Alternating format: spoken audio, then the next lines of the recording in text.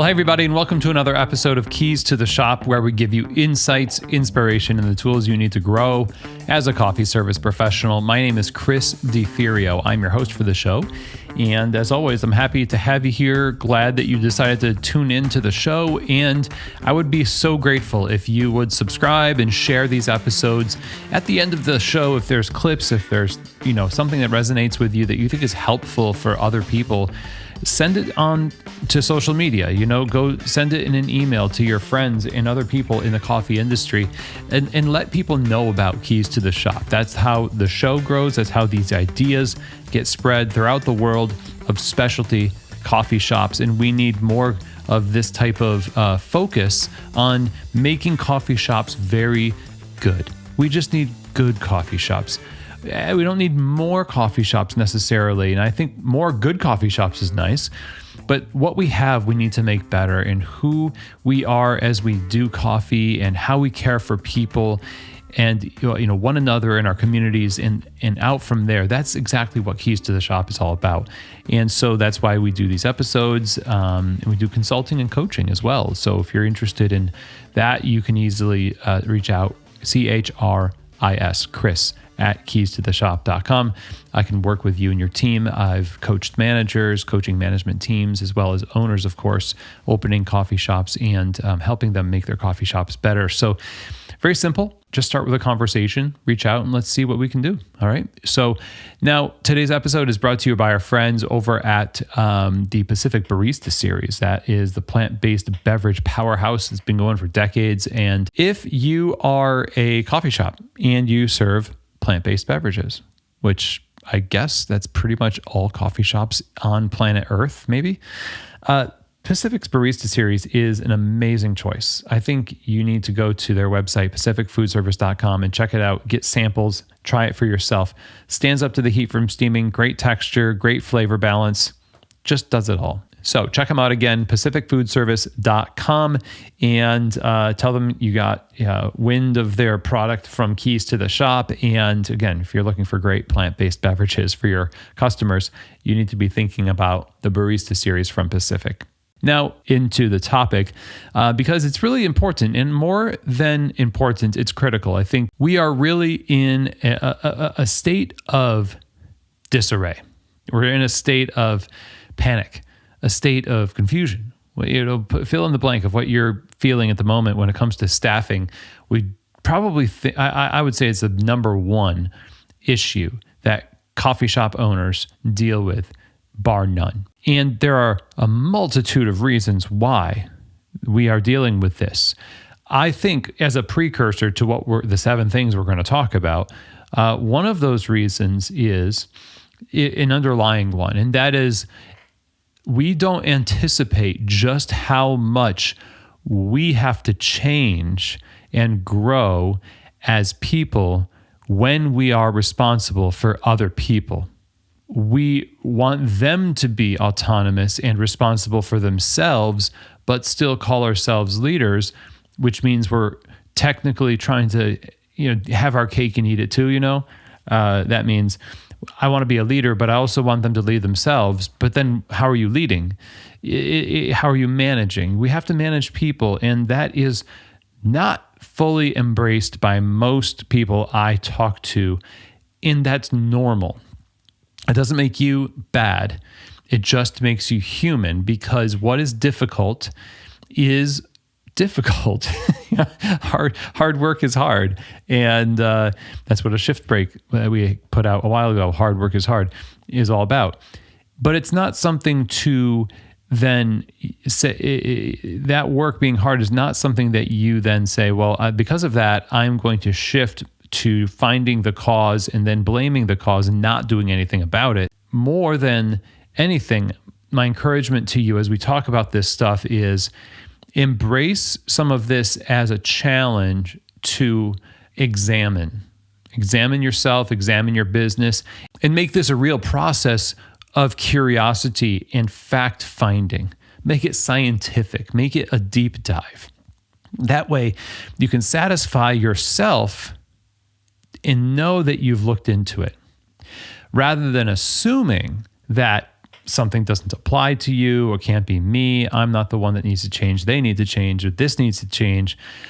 We don't actually know unless we've done the work to know and discover. That's the purpose of bringing this to you in the form of a podcast, where even just saying the word podcast makes me bristle a little bit, honestly, because there's so many podcasts, and I get it. It's a sphere of talking heads talking to you in your situation. Even as much as I can say, hey, I've been there in some capacity, nobody who is listening to somebody else talk about trouble will ever really, truly have one-for-one, there's no one-for-one empathy there necessarily, because you are a unique person, and your people, your business, it is a new thing that you're doing.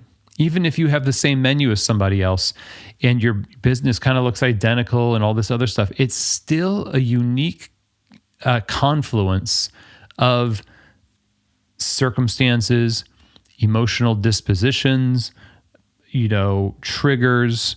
There's all sorts of things that mix in here that make listening to a podcast and then applying it uniquely challenging for each of us. And I'll raise my hand. There's so many things that I've listened to and I'm like, man, that's really good, but I need to hear it like 16 more times because it needs to somehow deprogram my mind from where I was to then get me to where I need to go. And that's hopefully what we're going to do today a little bit.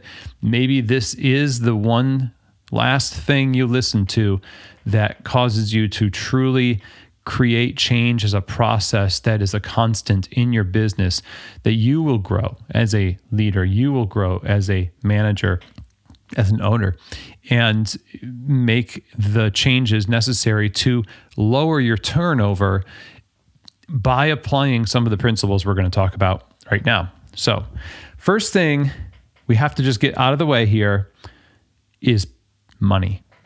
Money and how much people get paid, whether a shop can give health care, whether there's benefits. The money is huge. It's huge.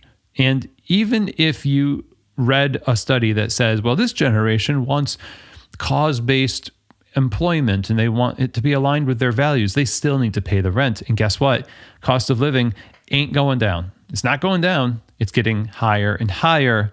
And therefore, the average worker is looking for more compensation. Now, some of you are operating, now this is a global audience, so your mileage might vary in terms of what you can pay your staff and what you're required to pay your staff, rather.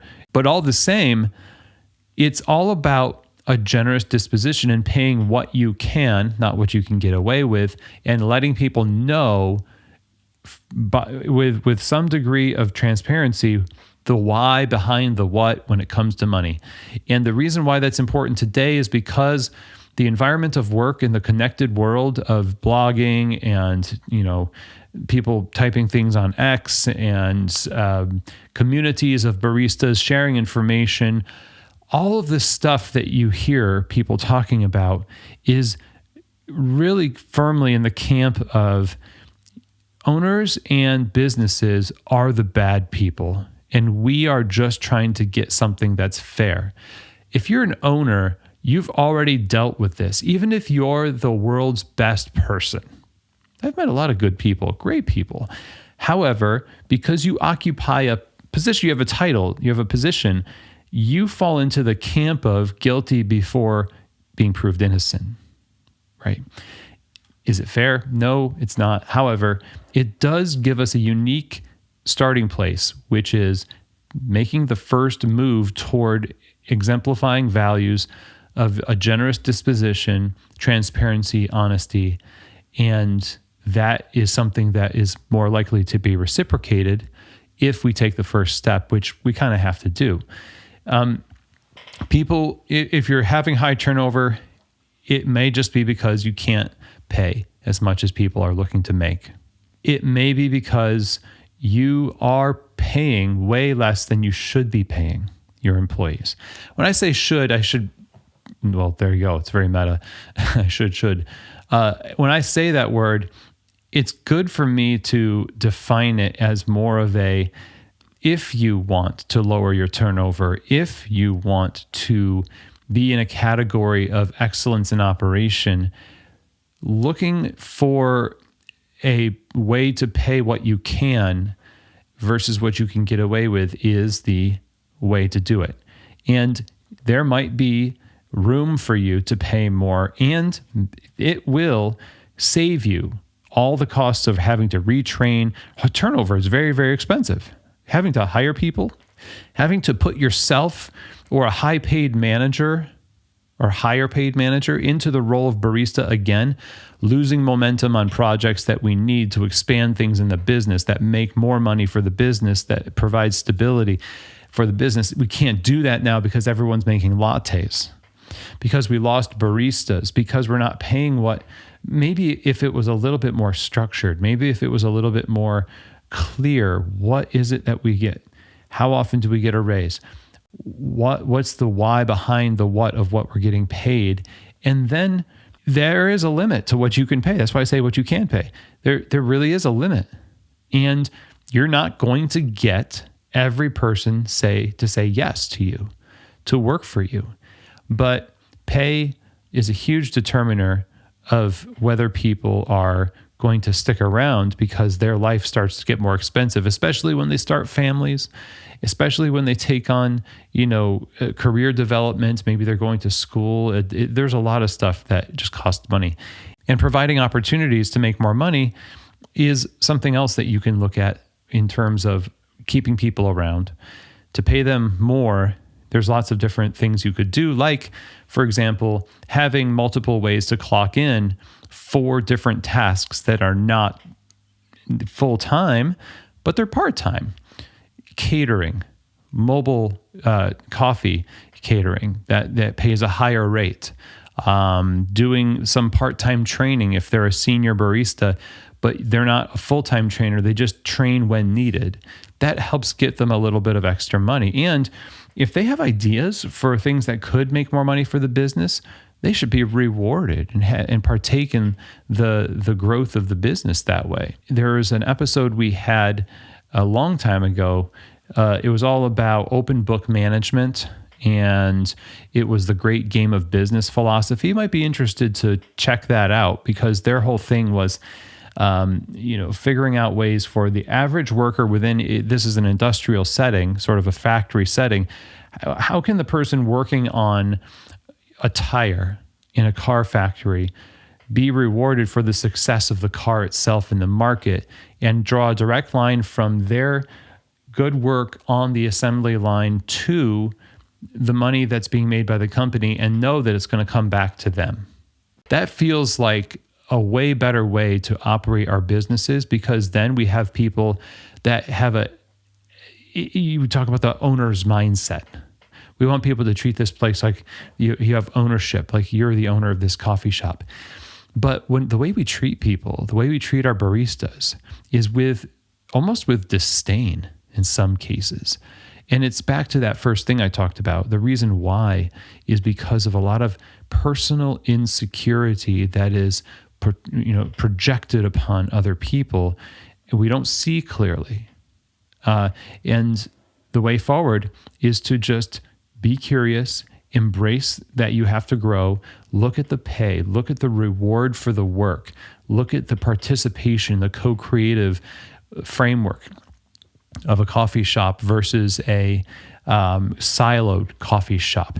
Involve people in decisions related to what could be in the cafe, because people are creative. They have ideas that they might be sitting on that would benefit the whole cafe. I've seen lots of cool ideas that people have come up with for beverages, for services, for events that have been fantastic for business, for the coffee shop. But if we're all just kind of hoarding all the decisions and keeping it to ourselves, that's our responsibility. You just make the lattes, I'll do all the thinking. you're not going to be able to really flourish, and you're probably leaving a lot of money on the table, money that you could reinvest into keeping those people around that keep the business running. Without baristas, you don't have a coffee shop.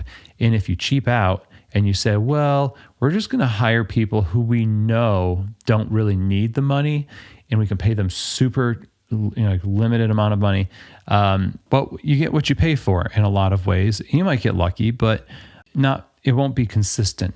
We're talking about building something that is consistent here. And if you don't want people to be constantly leaving, then one of the 7 areas to look at is pay.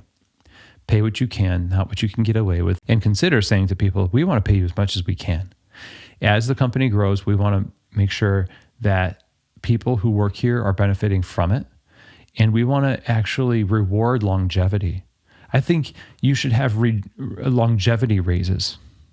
As people, the caveat to that is you don't actually get to stay in a coffee shop for 2 or 3 years unless you are actually doing a very good job. So if none of this, hey, this person is just like constant, for the last 2 years, I've wanted to let them go.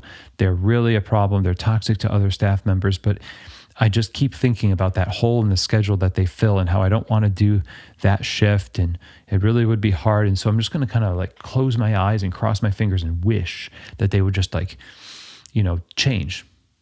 Maybe if I send them an inspirational quote, they'll change, in a book or something, a podcast. Yeah, that'll do it. No, it won't. It won't do it. You can't have people lingering around, taking up space in the coffee shop. As our friend Bruce Tulgan talks about, low performers hide out as long as they can, knowing that they're never going to be held to account for anything. But that stops with you, doesn't it? It stops with the coffee shop that is for people has to have people that are for people that are there for the work, for serving others. It just makes sense. So we can't abide the person who hides out. And if they stay there for 2 or 3 years, it's only because they have been doing excellent work, and that deserves a raise to keep them around. Now, there's another thing that is behind why you're losing people, and it's progress. It's kind of related to money, but it's also, you're going to reach the end of the funds. There isn't a constant upward trajectory where sky's the limit, unless you really want to dilute your brand. Maybe your cap is at like 3 stores and a roastery with a cool wholesale program, a training lab, an occasional throwdown, and you kind of have this little package of this coffee business. This is you, and it's growing, but it's kind of like in the same category. Now I think the new wave of maturity and professionalism in our industry is to try to find fulfillment and contentment within a sphere of success that is not comparative, a constant hustle to try to be like somebody else, but to try to like yourself. Don't try to be like them, like yourself, like what you're doing, and then see if you actually need to do more. You might find that you don't. And at that point, there might not be more money, but there might be opportunity. Creative ways to invest in partnering with other organizations in your community to help grow people professionally, financial education, business education, career development, and make introductions for your staff to people that you've met in the industry or outside the industry because of who you are in your community to help them get a leg up in their career. Now, yeah, that means they might leave you, but guess what? That's just going to happen, right? But progress is part of why people grow to love where they are in life, because they can see themselves getting better. They can see somebody's investing into them and that the work they do is making a difference. Even if let's say there's a barista that's been around for quite a long time. I met a barista in New York. He's been a barista for 20 years. Makes enough with hourly and tips to have a modest apartment, has a family, loves where he lives, just happy with a simple life. Now, within the company, I'm sure there's lots of opportunities to, conduct trainings for customers and do cool things and participate and be a productive member and a contributing member and somebody who receives benefit from being in this group.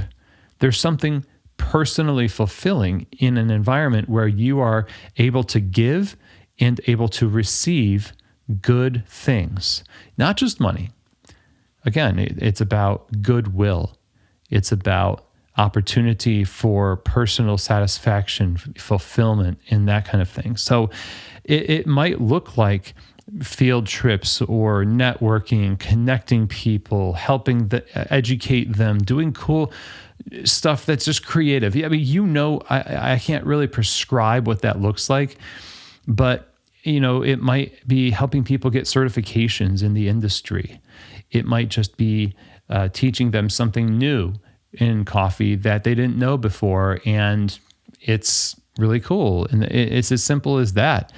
I've seen people find the small things very rewarding, and they're rewarding because they come from a place of generosity. I can get a Post-it note or whatever from my wife, and its worth on the market is $0. If I sold it on eBay, no one would buy it. But to me, because of who she is, it's priceless because of the thought behind it. Now, are you that kind of company where if you do a small thing, it is a big meaning? If not, then that's a real culture issue. That's a trust issue. That's a reputation issue, which leads us to the next thing, is leadership. Leadership is another reason why you have high turnover, because people don't like working for the company because they don't like who leads it. They don't like the way you talk. They don't like the way the manager talks. They don't like that they feel belittled, or that they're constantly being told that they're doing a bad job when they weren't even really trained to do the job in the first place, or they are doing a great job, but nobody ever sees them doing a great job. There's no affirmation of doing it. It's hard to know that I'm doing a great job. I'll get back to the progress thing. I don't even know if I'm doing a good job, and I'm going to leave there because frankly, I just want stability. And working here just feels like one big question mark. Now, people tell me I do a good job. Some customers, my peers, and that kind of thing. But we all yearn to know for sure that I am in a secure place. And also that the person who holds the keys to the kingdom, right? The one who writes the checks, the one who is the boss, is not a jerk. There's a lot of us out there. And again, raising my hand again, I have been a fantastic jerk. I don't talk about this stuff on the podcast because it's just theory. I have lived so much of some of these mistakes that I talk about, right? And matured through it. And nothing, well, you can forgive yourself, of course, and you can try to, give back and do good, because later in life you look back and you're like, boy, what a fantastic jerk I was back then. I've done things, and I apologize to as many people as I can for the things that I've done, like being a jerky trainer in the day, or, being an unapproachable manager. And I've done great things too. And I have to tell myself that because it's easy to be hard. I'm a little hard on myself, but I will say it's equally important for you right now to take inventory of how you are perceived in the workplace. What is it that you bring into every environment? Do you bring inspiration? Do you bring clarity? Do you bring resourcing? Do you bring goodwill? And are you for your staff? Do they know that? Now you say, I am, but would they say that? And you have to be honest. Now, I'd like to think they do. That's not an answer. That's not an answer. That's I'd like to think. Well, so would I. Great. I guess we're done here. No, we have to actually find out and be honest.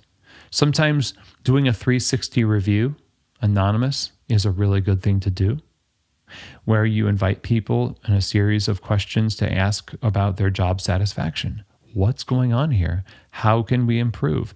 What is management like here at this cafe?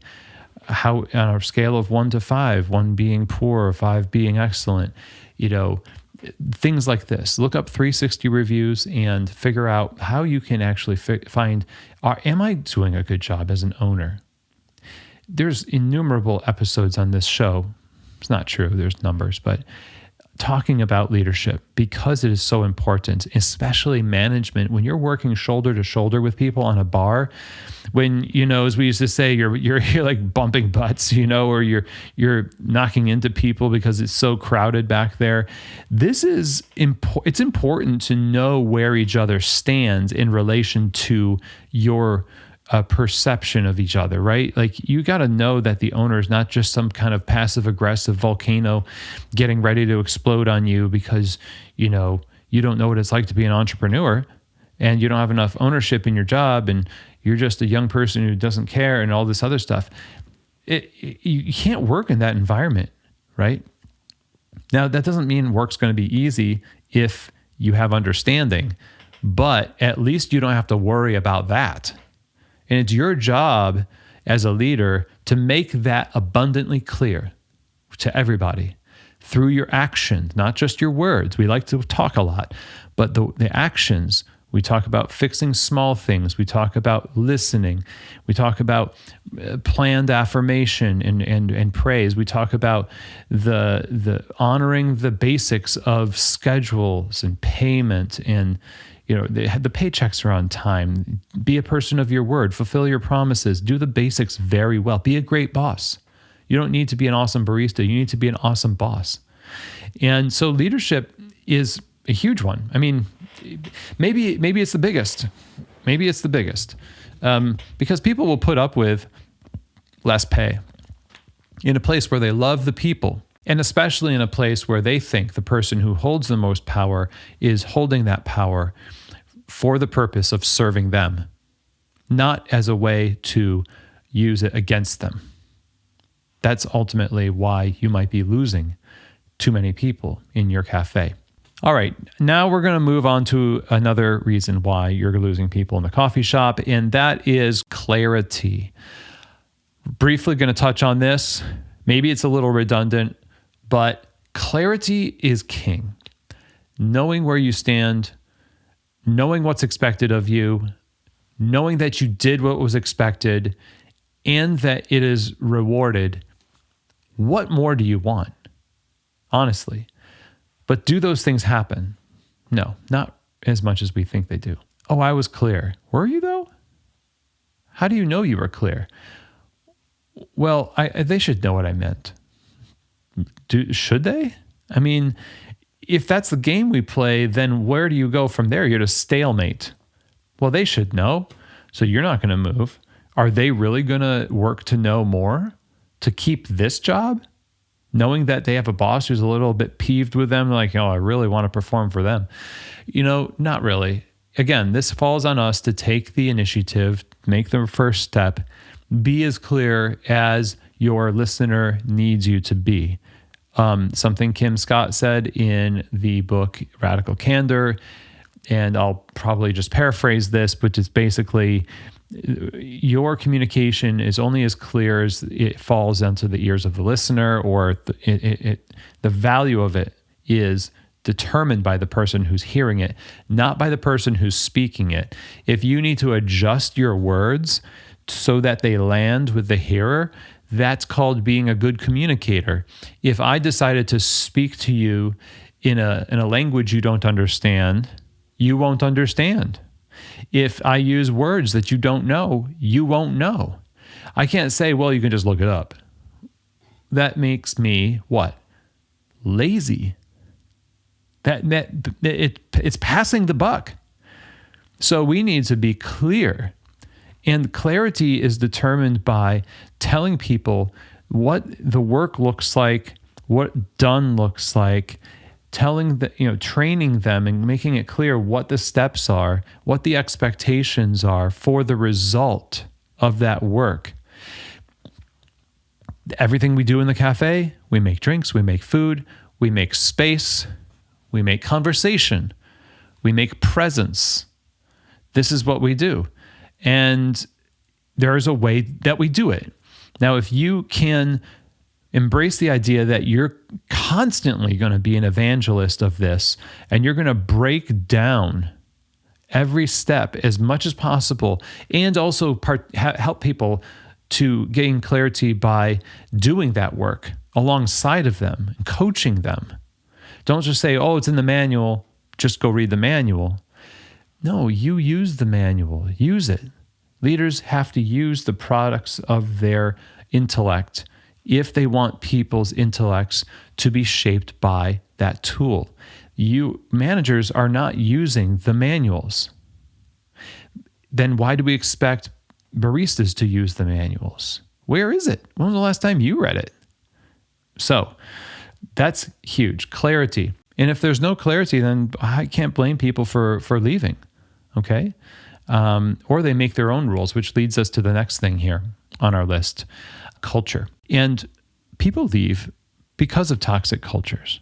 Turnover happens because, first of all, if you've got A players on your team, like people that are really down for the business, down for the work, they really want to do as much as they can to learn and grow in this business and promote the business. I mean, they really take ownership of themselves and their work, and they help others around them. Exemplary employees, mature, stable, you name it, right?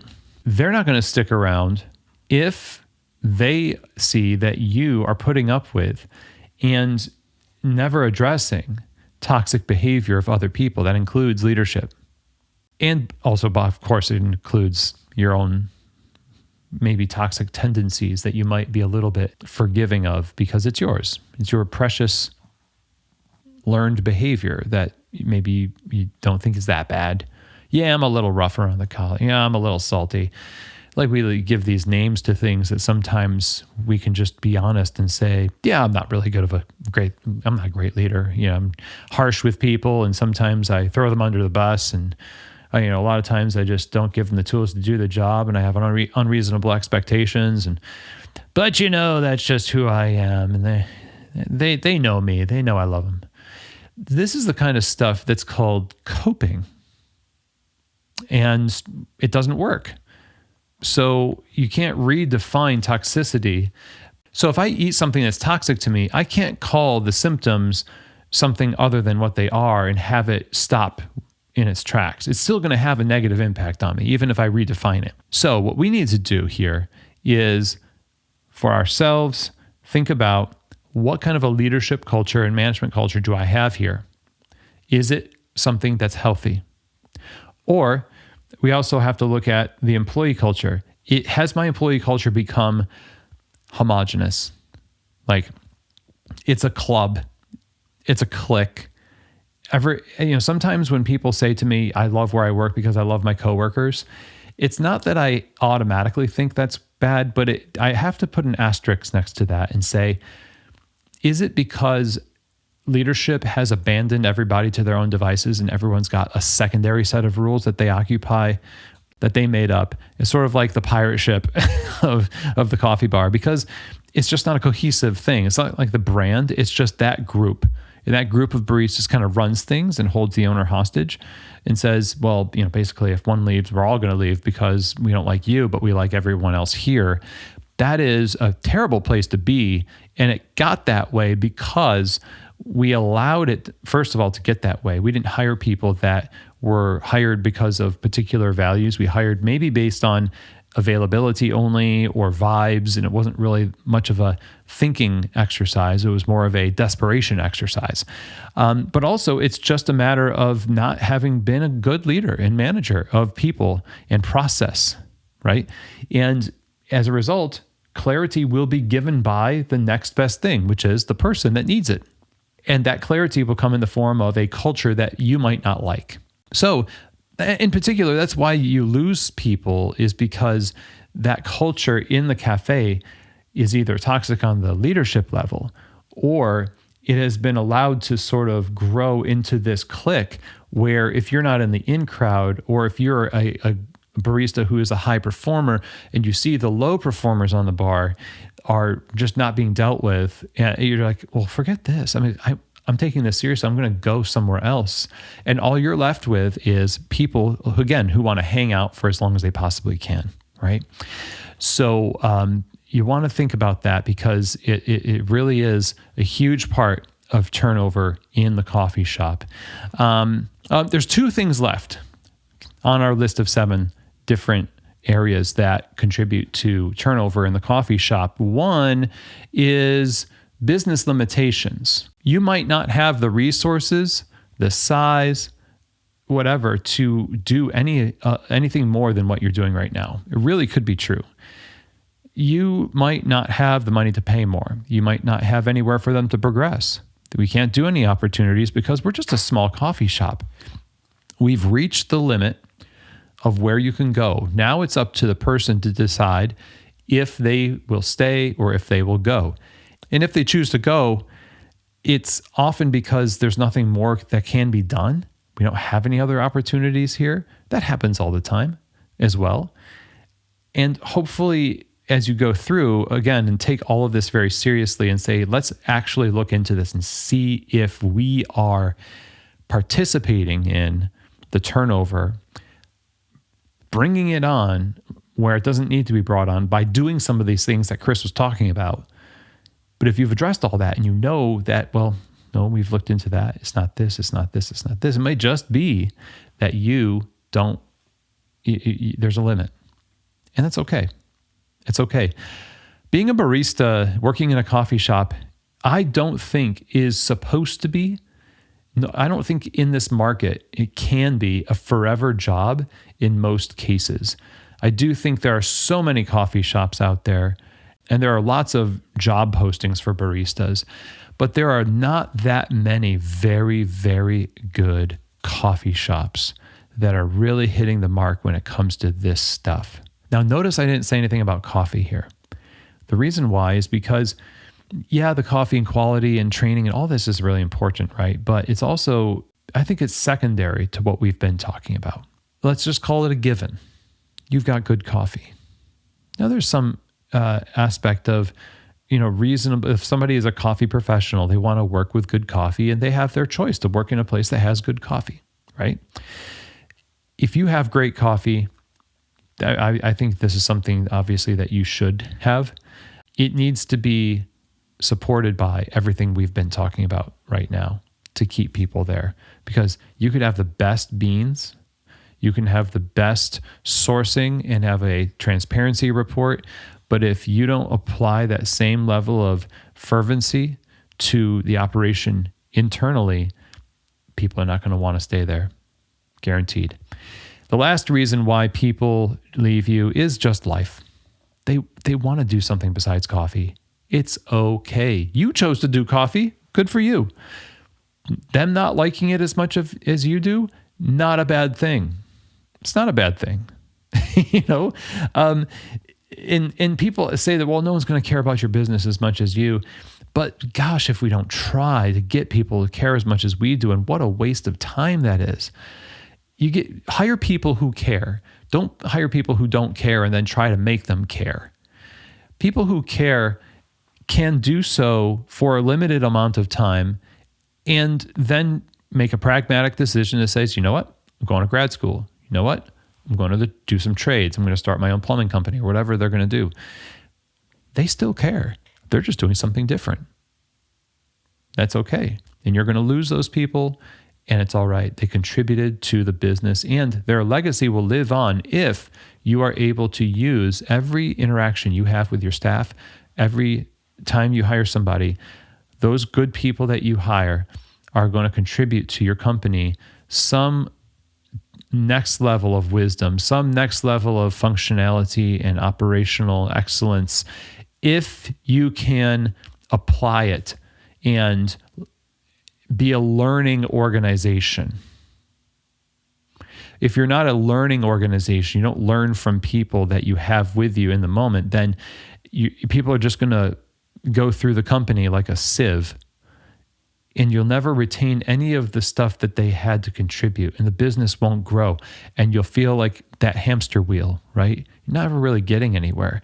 But you can learn lessons and apply principles, create institutional wisdom and policies and pillars of the company, or whatever you want to call your systems and operations, standards, you can grow those so much faster if you tap into the wisdom of your staff and view this little group of people you've got around you right now as an asset, as a blessing, as a source of wisdom and growth, an opportunity for growth for you in particular, and the business, because altogether it is a co-created experience. Coffee shops are ephemeral. They don't last forever. A coffee shop is like a piece of latte art.